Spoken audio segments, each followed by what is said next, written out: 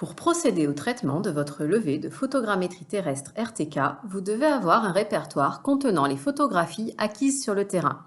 Les photographies du carnet permettent de regrouper les photos géoréférencées par station de prise de vue. Vous devez également avoir un fichier contenant les positions GPS des différentes stations de prise de vue. Si les coordonnées GPS ne sont pas dans le système de coordonnées que vous souhaitez, vous pouvez les convertir en utilisant le logiciel Circe mis à disposition par l'IGN. Il suffit de choisir le système de coordonnées d'origine et le système de coordonnées souhaité. Circe permet de travailler point par point ou avec un fichier. Cliquez sur « Aller » pour lancer le calcul. Le traitement de photogrammétrie s'appuie ici sur le logiciel Agisoft Metashape, mais il existe d'autres outils tels que Micmac ou Pix4D. L'interface de Metashape se compose de plusieurs volets que vous pouvez adapter depuis le menu Vue. Il y a notamment ici un volet photo et sur la gauche un volet référence et un volet espace de travail. Dans un premier temps, nous allons procéder à une phase de mise en forme des données. Pour cela, depuis l'onglet espace de travail, nous allons commencer à ajouter des photos. Sélectionnons toutes les photos acquises lors du lever. Un aperçu des images ajoutées apparaît dans le volet photo. Par ailleurs, la liste de ces photos s'ajoute à la partie caméra de l'onglet référence. Nous allons exporter cette liste de noms des photos et l'enregistrer au format texte, par exemple sous un nom du type pose caméra. À ce stade, les paramètres par défaut proposés par Metashape conviennent. Voici à quoi ressemble le fichier exporté. Pour le mettre en forme et le compléter, ouvrons un outil de tableur et importons le fichier pose caméra contenant le nom des images. La ligne d'en-tête peut être ignorée. En nous aidant des aperçus des photos, par exemple dans Agisoft Metashape, nous allons pouvoir identifier dans le tableau celles qui correspondent à une photo du carnet et donc à une nouvelle station de prise de vue. Il faut alors attribuer une position GPS à toutes les photos acquises depuis une station géoréférencée. Toutes les photos prises depuis une même station ont donc les mêmes coordonnées. Les colonnes position des photos non géoréférencées doivent rester vides. Enfin, lors de l'acquisition, nous avions paramétré à 0 la hauteur d'antenne GPS. Pour retrouver l'altitude réelle de l'appareil photo, il faut soustraire la distance mesurée entre la caméra et l'antenne GPS.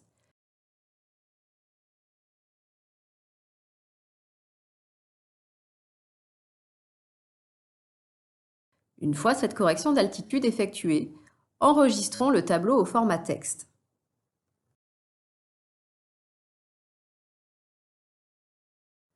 Dans Agisoft Metashape, nous allons importer ce fichier depuis l'onglet Références en cliquant sur Importer les données de référence. Dans l'outil d'importation, vérifiez que le système de coordonnées est cohérent avec celui des positions des caméras. Vérifiez également que les colonnes sont bien attribuées et corrigez-les si nécessaire.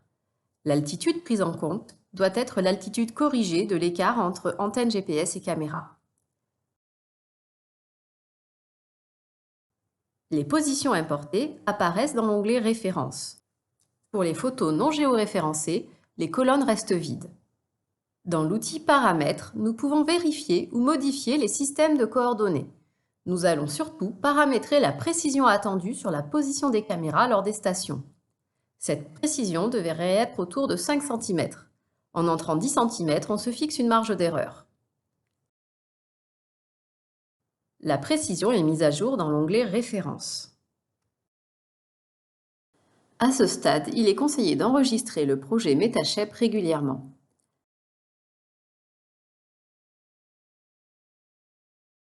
Pour préparer notre jeu de données au traitement photogrammétrique, nous allons commencer par désactiver les photos du carnet qui ne doivent pas être prises en compte dans le traitement. Nous avons l'option de masquer certaines zones de l'image, comme le ciel ou la mer, afin que le logiciel ne cherche pas en vain des correspondances entre images sur ces zones. Il existe différents outils de sélection. Sélection rectangulaire, sélection polygonale. À chaque fois, la zone sélectionnée doit être ajoutée à la sélection via un clic droit.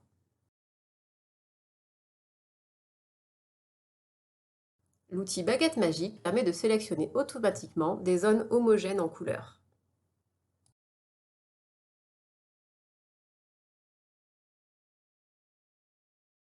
Nous allons ensuite lancer les traitements photogrammétriques à proprement parler. Les différentes étapes à effectuer sont accessibles via le menu Traitement. Il est également possible de lancer un traitement par lot en paramétrant une séquence de plusieurs étapes de traitement.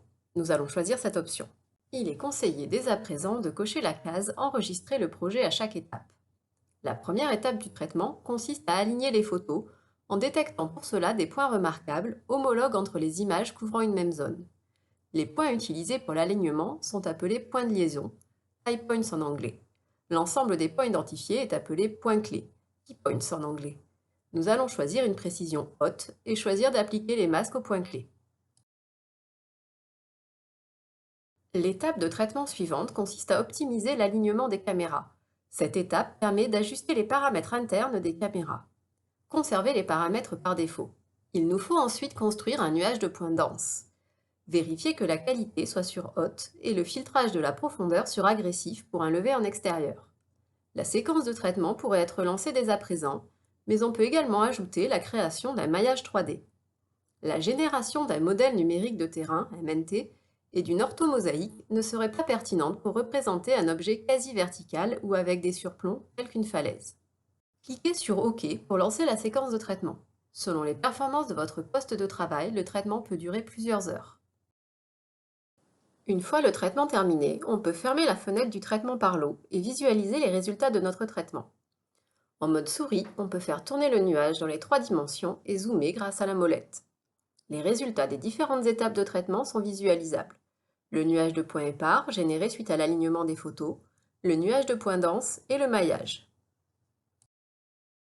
On peut vérifier dans l'onglet Références que l'erreur calculée sur la position des caméras reste faible, inférieure à 10-20 cm. Sans quoi, cela peut être signe d'une erreur de traitement, comme un mauvais alignement des photos, ou d'une erreur de position GPS. Dans ce cas, on peut essayer de relancer le traitement en décochant la position de ces caméras ou, si cela ne suffit pas, en supprimant les photos.